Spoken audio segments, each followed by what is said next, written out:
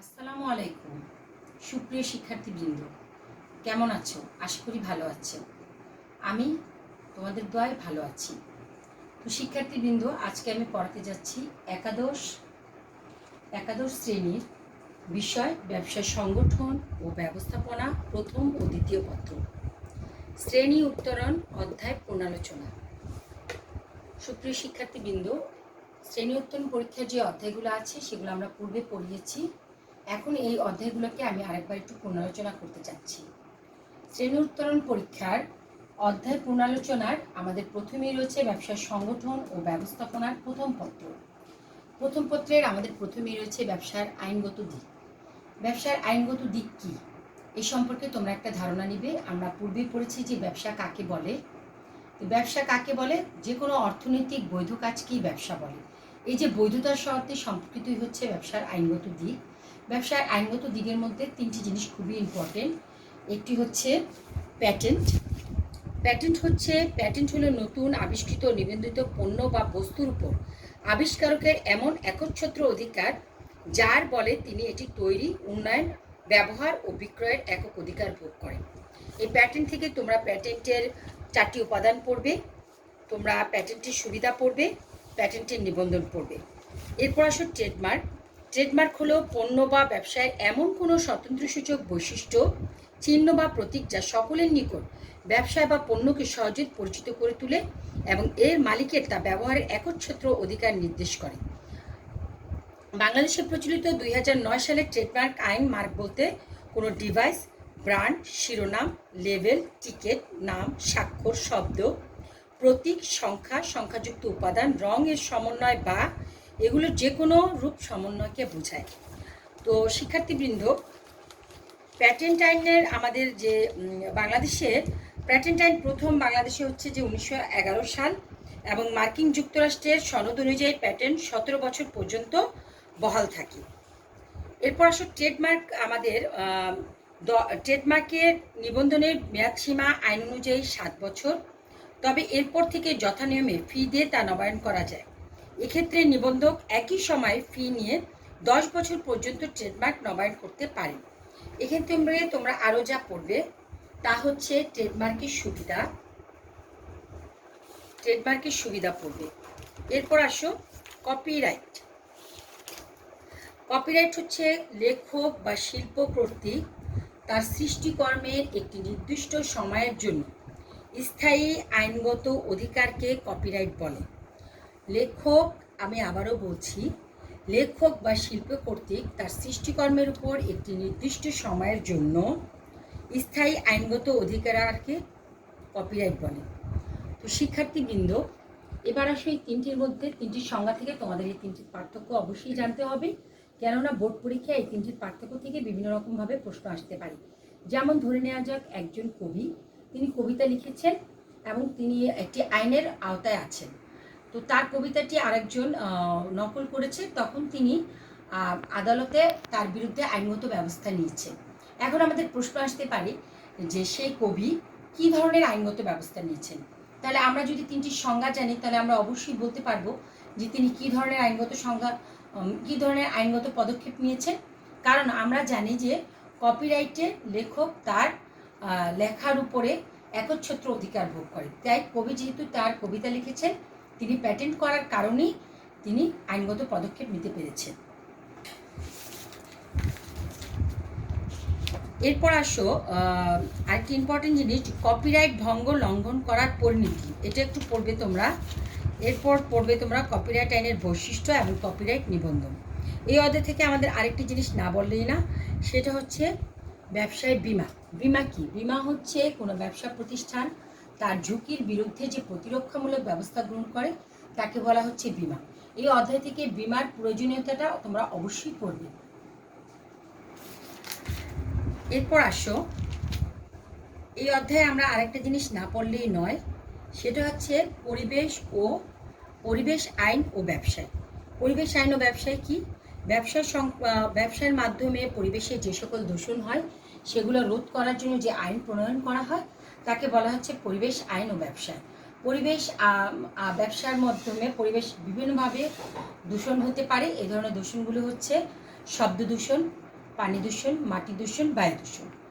ঠিক আছে শিক্ষার্থীবৃন্দ, এই অধ্যায় থেকে আমরা আরেকটু পড়ব ISO সম্পর্কে ধারণা। তারপর আমরা পড়ব ISO এর গুরুত্ব, BSTI এর ধারণা এবং BSTI এর কার্যগুলি। ঠিক আছে, তো শিক্ষার্থীবৃন্দ এরপর আমরা পরের অধ্যায়ে চলে যাব। আমাদের পরের অধ্যায় হচ্ছে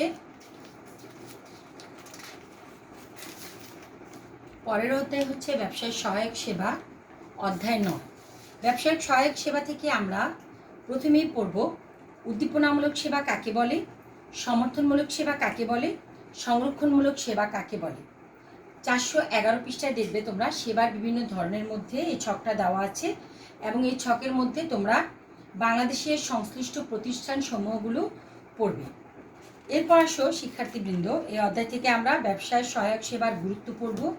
গুরুত্বের মধ্যে আছে 1 নম্বরে উদ্দীপনা বা উৎসাহ সৃষ্টি, 2 নম্বরে ব্যবসা গঠনের সহায়তা, 3 নম্বরে স্বচ্ছন্দে, এখানে আসলে স্বচ্ছন্দে আছে, আসলে হবে স্বাচ্ছন্দ্যে ব্যবসায় পরিচালনা সহায়তা, ব্যবসার উন্নয়ন সাধনে সহায়তা, দ্রুত শিল্পায়ন সামর্থ্য অর্জন। তো শিক্ষার্থীবৃন্দ, তাহলে এই অধ্যায়ে আমরা পড়তে যাচ্ছি ব্যবসায়িক সহায়ক সেবার গুরুত্ব। এরপর আমরা এই অধ্যায় থেকে যা পড়ব যে বিভিন্ন রকম সংস্থা থেকে প্রাপ্ত সহায়তা।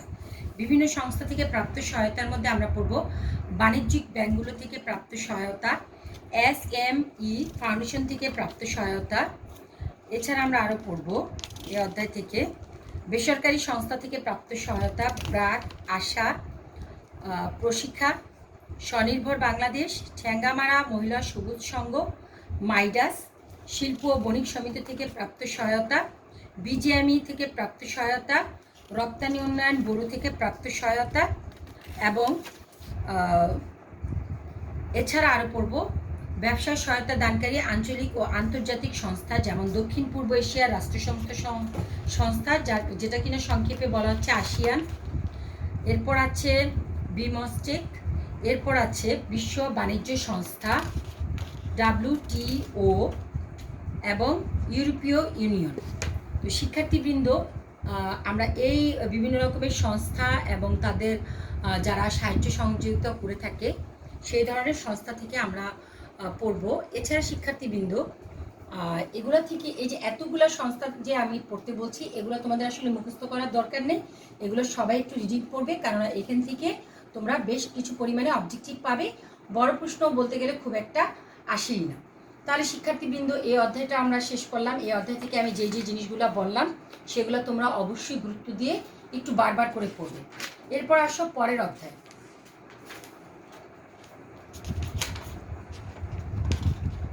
আমাদের পরের অধ্যায়টি হচ্ছে অধ্যায় 10, ব্যবসায় উদ্যোগ। ব্যবসায় উদ্যোগ কি? এই অধ্যায়ে ব্যবসায় উদ্যোগ কি? একজন মানুষ কোনো কিছু করার ইচ্ছা পোষণ করা কে বলাই হচ্ছে ব্যবসা উদ্যোগ, এবং যিনি এই ইচ্ছাটি পোষণ করেন তাকে বলা হচ্ছে ব্যবসায় উদ্যোক্তা।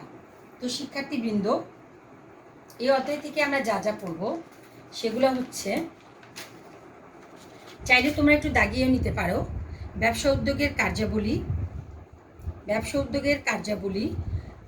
উদ্যোগের কার্যাবলীর মধ্যে আছে উদ্যোগ চিন্তার উন্নয়ন, সম্ভাব্যতা যাচাই ও সিদ্ধান্ত, অর্থসংস্থান, ঝুঁকি গ্রহণ, উপকারিণী সংহতকরণ, বাজার সৃষ্টি, সাফল্য ব্যর্থতা মূল্যায়ন, উন্নয়ন কর্মসূচি বাস্তবায়ন। এরপর এই অধ্যায় থেকে আমরা যেটি পড়ব সেটি হচ্ছে সফল উদ্যোক্তার গুণাবলী। সুপ্রিয় শিক্ষার্থীবৃন্দ, সফল উদ্যোক্তার গুণাবলী তোমাদের জন্য অনেক বেশি ইম্পর্টেন্ট। তো সফল উদ্যোক্তার কি কি গুণাবলী রয়েছে আমি সেগুলো একটু বলছি।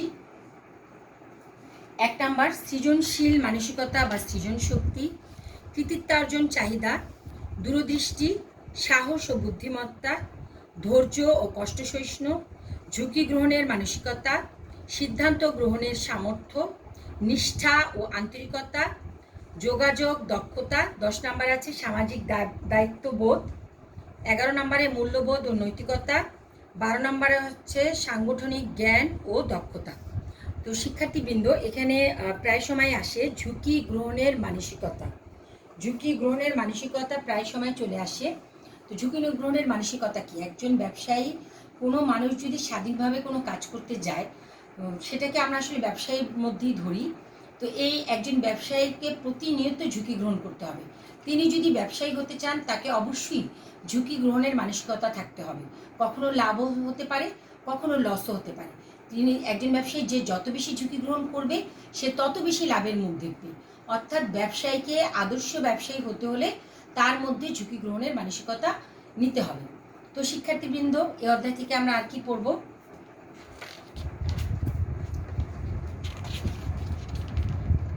এই অধ্যায় থেকে আমাদের আরেকটি ইম্পর্টেন্ট প্রশ্ন রয়ে গেছে, যেটি হচ্ছে যে ব্যবসা উদ্যোগ গড়ে ওঠার অনুকূল পরিবেশ।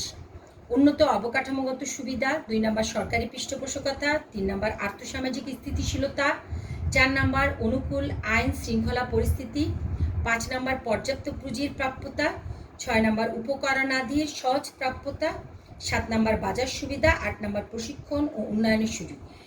সুপ্রিয় শিক্ষার্থীবৃন্দ, এই পর্যায়ে আমি আসলে তোমাদেরকে দু একটা পয়েন্ট না বললেই না। উন্নত অবকাঠামোগত সুবিধা, একটা জায়গায় একটা ব্যবসা প্রতিষ্ঠান গড়ে ওঠার জন্য সে জায়গার গ্যাস, পানি, বিদ্যুৎ এই ধরনের যে সুযোগ সুবিধাগুলো থাকলে সেখানে খুব অনায়াসেই যে কোনো ব্যবসা প্রতিষ্ঠান গড়ে উঠতে পারে। এটাকে বলা হচ্ছে উন্নত অবকাঠামোগত সুবিধা। আরেকটি সুবিধা রয়েছে যে বাজার সুবিধা। অনেকগুলো সুবিধার মধ্যে আমি দুই একটা আলোচনা করতেছি, যেগুলো তোমাদের কাছে আমার মনে হচ্ছে যে ইম্পর্টেন্ট, যে জায়গা থেকে প্রশ্নগুলো আসলে পূর্বে এসেছে, সেই জায়গাগুলো আমি একটু বলে যাচ্ছি। যেমন ব্যবসা উদ্যোগ গড়ে ওঠার অনুকূল পরিবেশের মধ্যে একটি রয়েছে বাজার সুবিধা। বাজার সুবিধা হচ্ছে যে তুমি যদি তোমার উৎপাদিত পণ্য সঠিক বাজার না পাও, তাহলে এই পণ্যটা তুমি কোথায় বিক্রি করবে?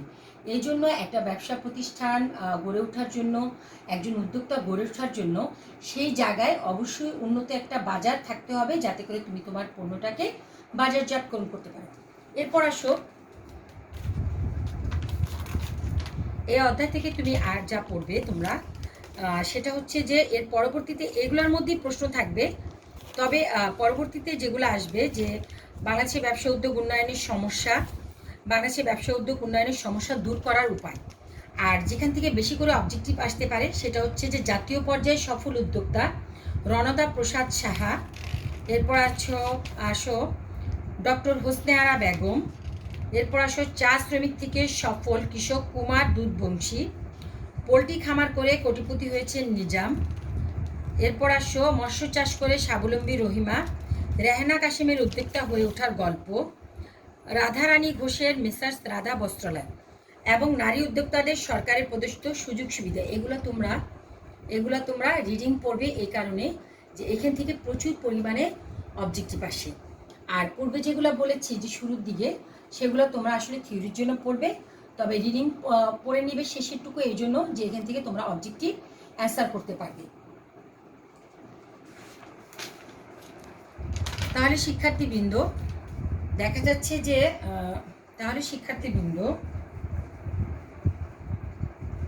যাচ্ছে যে আমরা আমাদের প্রথম পত্রে 3টি অধ্যায় মোটামুটিভাবে তোমরা যে জায়গাগুলোকে একটু জোর দিবে সেই জায়গাগুলো আমি একটু বলে গেলাম। এবার শিক্ষার্থীবৃন্দ আসো, ব্যবসা সংগঠন ও ব্যবস্থাপনার 2য় পত্রের শ্রেণী উত্তরণ অধ্যায় পুনরালোচনা করতে যাচ্ছি। প্রিয় শিক্ষার্থীবৃন্দ, তোমরা 2য় পত্রে 2টি অধ্যায় রয়েছে শ্রেণী উত্তরণ পরীক্ষায়। একটি হচ্ছে প্রেষণা। প্রেষণা কি? প্রেষণা শব্দের অর্থ হচ্ছে মোটিভ করা, কাউকে কোনো কিছুর মাধ্যমে তার কাছ থেকে কাজ আদায় করে নেওয়াকে বলা হচ্ছে প্রেষণা।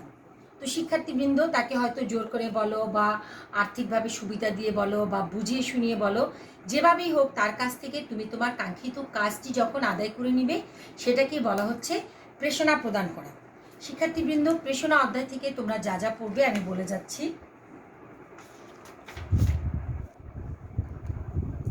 প্রেষণা অধ্যায় থেকে তোমরা প্রেষণার গুরুত্ব পড়বে। প্রেষণার গুরুত্বের মধ্যে রয়েছে 7টি: মানব শক্তির সর্বোত্তম ব্যবহার, কর্মী মনোবল উন্নয়ন, দক্ষতা বৃদ্ধি, অধিক উৎপাদন, অপচয় হ্রাস, শ্রম ঘূর্ণায়মানতা হ্রাস, উত্তম শ্রম ব্যবস্থাপনা সম্পর্ক প্রতিষ্ঠা। এখানের মধ্যে এই সাতটি পয়েন্টের মধ্যে সবচেয়ে ইম্পর্টেন্ট হচ্ছে শ্রম ঘূর্ণায়মানতা হ্রাস। এই পয়েন্টের উপর প্রায় সময় পরীক্ষায় চলে আসে। তো শিক্ষার্থীবৃন্দ, এই পয়েন্টটা আসলে কি? শ্রম ঘূর্ণায়মানতা হ্রাস হচ্ছে যে একটি প্রতিষ্ঠানে একজন লোক 2 বছর চাকরি করার পরে সেই প্রতিষ্ঠানের কাজ সম্পর্কে তিনি শিখে যান।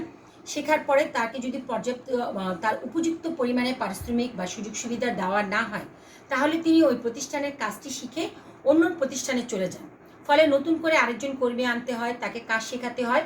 কাজ শেখাতে শেখাতে দেখা যায় যে সেই প্রতিষ্ঠান তার কাছ থেকে যে পরিমাণ উপযোগিতা পেতে চাচ্ছে, আসলে সে সেটা পায় না। তাই প্রতিষ্ঠানগুলোকে কি করতে হবে? শ্রম ঘূর্ণায়মানতা হ্রাস করার জন্য ওই ওই কর্মীকে তার উপযুক্ত যে পারিশ্রমিক তাকে সেটা প্রদান করতে হবে, যার মাধ্যমে শ্রম ঘূর্ণায়মানতা হ্রাস করা সম্ভব হবে। তো শিক্ষার্থীবৃন্দ, এরপর আসে পেশনাদারের বিভিন্ন উপায় বা পদ্ধতি। বিভিন্ন উপায় বা পদ্ধতির মধ্যে রয়েছে দুটি। একটি হচ্ছে আর্থিক উপায় বা পদ্ধতি, 2 নাম্বার হচ্ছে অনার্থিক উপায় বা পদ্ধতি। আর্থিক উপায় বা পদ্ধতির মধ্যে রয়েছে ন্যায্য বেতন, মুনাফার অংশ, বোনাস, আর্থিক নিরাপত্তা, অগ্রিম, বাসস্থান ভাতা, পরিবহন ভাতা, চিকিৎসা ভাতা, পদোন্নতি, অন্যান্য। অনার্থিক উপায়ের মধ্যে রয়েছে সুষ্ঠু কর্মপরিবেশ, নিরাপত্তা, আকর্ষণীয় কাজ, উত্তম ব্যবহার, ভালো কাজের প্রশংসা, প্রশিক্ষণ সুবিধা, সুবিচার প্রতিষ্ঠা, শ্রমিক সঙ্গ করার সুযোগ, প্রতিষ্ঠানের সুনাম, অন্যান্য প্রণোদনামূলক ব্যবস্থা। এছাড়া এই অধ্যায়ে তোমরা আরও কিছু পড়বে, সেটা হচ্ছে যে প্রেষণার তত্ত্ব। প্রেষণার তত্ত্বের মধ্যে রয়েছে চাহিদা সোপান তত্ত্ব। প্রেষণাদানের যে সকল তত্ত্ব ব্যাপক পরিচিতি লাভ করেছে তার মধ্যে চাহিদা সোপান তত্ত্ব অন্যতম। আব্রাহাম মাসলো এরূপ তত্ত্বের উদ্ভাবক। এরপর তোমরা পড়বা, উনি বলেছেন ওনার তত্ত্বে নিম্নোক্ত 5টি স্তরে ভাগ করেছেন। ক নাম্বার জৈবিক চাহিদা, খ নাম্বার নিরাপত্তার চাহিদা, গ নাম্বার সামাজিক চাহিদা, ঘ নাম্বার আত্মতৃপ্তির চাহিদা, নিউ নাম্বার আত্মপ্রতিষ্ঠার চাহিদা, ক খ গ ঘ নাম্বার আত্মপ্রতিষ্ঠার চাহিদা। তাহলে দেখো শিক্ষার্থীবৃন্দ, এই প্রেষণার যে তত্ত্ব তার মধ্যে চাহিদা সোপান তত্ত্ব পিছনে মাসলো বড় করে দেওয়া আছে। সেখানে দেখবে যে তিনি একটি পিরামিডের মতো করেছেন, যার প্রথমে তিনি জৈবিক চাহিদা, সেকেন্ড স্তরে আছে নিরাপত্তার চাহিদা, থার্ড স্তরে আছে সামাজিক চাহিদা, এবং 4 নম্বরে আছে আত্মতৃপ্তির চাহিদা, এবং 5 নম্বর আত্মপ্রতিষ্ঠার চাহিদা সিরিয়াল করে দেওয়া আছে। এরপর আমরা এই অধ্যায় থেকে আর যেটা পড়বো সেটা হচ্ছে ERG তত্ত্ব, 3 নাম্বার অর্জিত চাহিদা তত্ত্ব বা সাফল্য অর্জন ধারণা তত্ত্ব। আর এরপর 4 নম্বরে আরেকটি আছে, 3-এর পরে 4 নম্বরে আরেকটি আছে দ্বি উপাদান তত্ত্ব। দ্বি উপাদান তত্ত্বটা আমাদের জন্য ইম্পর্টেন্ট। সেখানে প্রখ্যাত মার্কিন মনোবিজ্ঞানী ফ্রেডারিক হার্জবার্গ এরূপ তত্ত্বের উদ্ভাবক। এরপর আসো আরেকটি ইম্পর্টেন্ট তত্ত্ব আমাদের জন্য রয়ে গেছে, সেটা হচ্ছে এক্স তত্ত্ব ও ওয়াই তত্ত্ব। ডগলাস ম্যাকগ্রেগর এক্স তত্ত্ব এবং ওয়াই তত্ত্ব সম্পর্কে ধারণা দিয়েছেন। এ সম্পর্কে আমি একটু বলতে চাচ্ছি। এক্স তত্ত্ব, এরূপ তত্ত্বে মানব প্রকৃতিকে আসলে নেতিবাচক বা নেগেটিভ করে ধরা হয়েছে। তিনি বলছেন যে মানুষ জন্ম থেকেই বংশ পরক্রমায় কাজ করতে চায় না, তারা কাজ পছন্দ করে না, কাজের প্রতি কর্মবিমুখ থাকে। তারা আসলে সব কিছু অর্থের মানদণ্ডে দিয়ে যে অর্থ পেলে কাজ করবে, নইলে করবে না, তাদেরকে জোর জবস করে কাজ করাতে হয়। মনের ইচ্ছায় স্বেচ্ছায় প্রণোদিত হয়ে তারা কোনো কাজ করে না। আর ওয়াই তত্ত্বে তিনি বলতে চাচ্ছেন যে কিছু কিছু মানুষ আছে যে এই পর্যায়ে তারা নিজের ইচ্ছায় কাজ করে, নিজের ইচ্ছায় মনের স্বতঃস্ফূর্ততায় তারা যে কোনো কাজে অংশগ্রহণ করে এবং কাজটাকে তারা সাফল্যের অর্জন করতে ইচ্ছুক হয়। তো শিক্ষার্থীবৃন্দ, এই পর্যায়ে আমরা এই তত্ত্বগুলো পড়লাম। এরপর হার্জবার্গের দ্বি উপাদান তত্ত্ব আমরা আগে বলেছি, এই সম্পর্কে তোমরা একটু পড়বে। শিক্ষার্থীবৃন্দ, এইখানে যে প্রেষণার মোটামুটি এই জিনিসগুলো যদি তোমরা একটু রিভিশন করো, আশা করা যায় যে তোমরা প্রেষণা অধ্যায় থেকে যে কোনো ধরনের প্রশ্নের অ্যান্সার করতে পারবে। এরপর আসো শিক্ষার্থীবৃন্দ, আমরা চলে যাচ্ছি পরের অধ্যায়ে। আমাদের পরের অধ্যায় আছে যোগাযোগ অধ্যায়। অধ্যায় 10 যোগাযোগ। যোগাযোগ কি?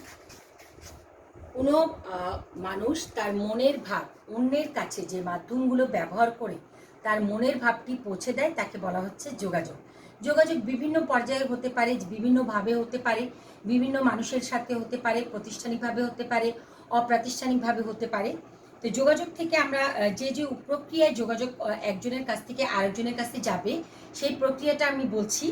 1 নাম্বার প্রেরক, 2 নাম্বার প্রেরক কর্তৃক ধারণার উন্নয়ন, 3 নাম্বার প্রেরণযোগ্য করে সাজানো, 4 নাম্বার সংবাদ, 5 নাম্বার মাধ্যম নির্বাচন, 6 নাম্বার সংবাদ প্রেরণ, 7 নাম্বার প্রাপক, 8 নাম্বার প্রাপক কর্তৃক সংবাদ গ্রহণ, 9 নাম্বার গ্রহণযোগ্য করে সাজানো, 10 নাম্বার ফলাবর্তন। এখানে এই অধ্যায়ে তোমরা ব্যবসা যোগাযোগের গুরুত্ব পড়বে, তথ্যের আদান প্রদান, পরিকল্পনা নীতি প্রণয়ন, পরিকল্পনা নীতির বাস্তবায়ন, কর্মীদের দক্ষতা বৃদ্ধি, 5 নাম্বার লক্ষ্য অর্জন, সমস্যার সমাধান, 7 নাম্বার সিদ্ধান্ত গ্রহণ, 8 নাম্বার শিল্প সম্পর্কের উন্নয়ন, 9 নাম্বার পণ্য সেবার প্রচার। এছাড়া আছে দ্বন্দ্বের অবসান, কর্মীদের সন্তুষ্টি বৃদ্ধি, আনুগত্য বৃদ্ধি এবং ব্যবস্থাপকীয় দক্ষতার উন্নয়ন, সফল নেতৃত্ব সৃষ্টি, গুজব নিরসন ইত্যাদি। এরপর তোমরা যেটা যাবে পরের পৃষ্ঠায় তোমরা দেখবে যে পরের পৃষ্ঠায় আছে যোগাযোগের প্রকারভেদ। যোগাযোগের প্রকারভেদটা আছে 373 পৃষ্ঠায়। 373 পৃষ্ঠায় যোগাযোগের প্রকারভেদ রয়েছে। সেখানে 3 ভাগে ভাগ করা হয়েছে যোগাযোগকে। পক্ষসমূহের অংশগ্রহণের ভিত্তিতে যোগাযোগ, আনুষ্ঠানিকতার ভিত্তিতে যোগাযোগ, অন্যান্য প্রকারের যোগাযোগ। ঠিক আছে, এই ছকটা তোমরা অবশ্যই পড়ে নিবে। আরেকটি ছক রয়েছে 375 পৃষ্ঠায়, যোগাযোগের পদ্ধতি। যোগাযোগের পদ্ধতির মধ্যে 2টি পদ্ধতি রয়েছে, একটি হচ্ছে শাব্দিক যোগাযোগ আর একটি হচ্ছে শব্দ বহির্ভূত যোগাযোগ। শাব্দিক যোগাযোগের আবার 2টি প্রকারভেদ, মৌখিক যোগাযোগ, লিখিত যোগাযোগ। শব্দ বহির্ভূত যোগাযোগ আবার অনেক ধরনের, যেমন মুখাবয়ের মাধ্যমে প্রকাশ, অঙ্গভঙ্গি, শরীরীয় ভাষা, স্থান ও দূরত্ব, স্পর্শ, ব্যক্তিগত উপস্থিতি, নীরবতা, দর্শন। সুপ্রিয় শিক্ষার্থীবৃন্দ, শাব্দিক যোগাযোগের মধ্যে 2টি যোগাযোগ রয়েছে, একটি হচ্ছে লিখিত যোগাযোগ আর একটি হচ্ছে মৌখিক যোগাযোগ। লিখিত যোগাযোগ তাকে বলে হাতে কলমে লেখার মাধ্যমে কাগজ কলম ব্যবহার করে যে যোগাযোগ করা হয় তাকে বলা হচ্ছে লিখিত যোগাযোগ। লিখিত যোগাযোগের আমরা সুবিধা পড়ব এবং অসুবিধা পড়ব। আর মৌখিক যোগাযোগ মুখের মাধ্যমে, কথা বলার মাধ্যমে, মুখের উচ্চারণের মাধ্যমে আমরা একজনের কাছ থেকে আরেকজন যে মনের ভাবটি প্রকাশ করি সেটিকে বলা হচ্ছে মৌখিক যোগাযোগ। আমরা এই অধ্যায় থেকে মৌখিক যোগাযোগের সুবিধা অসুবিধা পড়ব, কারণ পরীক্ষায় এই ধরনের প্রশ্ন অনেক সময় চলে আসে। এরপর আসো সুপ্রিয় শিক্ষার্থীবৃন্দ, এই অধ্যায় থেকে আমরা আরও কিছু প্রশ্ন পড়ব, যেটা হচ্ছে তথ্য ও যোগাযোগ প্রযুক্তি। বর্তমান তো তোমরা জানোই শিক্ষার্থীবৃন্দ, বর্তমান যুগ হচ্ছে তথ্য এবং যোগাযোগ প্রযুক্তি ব্যবহার করে, আমরা এই যে দেখো আমি তোমাদের সাথে ক্লাস করছি, এটা তথ্য প্রযুক্তি যোগাযোগের ব্যবহারের মাধ্যমে।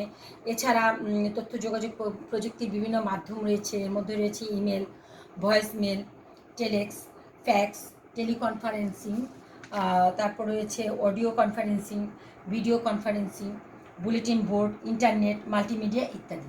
এই অধ্যায় থেকে তোমরা ইন্টারনেট কি এই সম্পর্কে জানবে, মোবাইল ফোন ও খুদে বার্তা পড়বে। এই যে দেখো আমরা মাঝে সাঝে তোমাদেরকে বিভিন্ন রকমের মেসেজ দিয়ে থাকি, মেসেজগুলো আমরা আসলে মোবাইল ফোনের মাধ্যমে দিয়ে থাকি।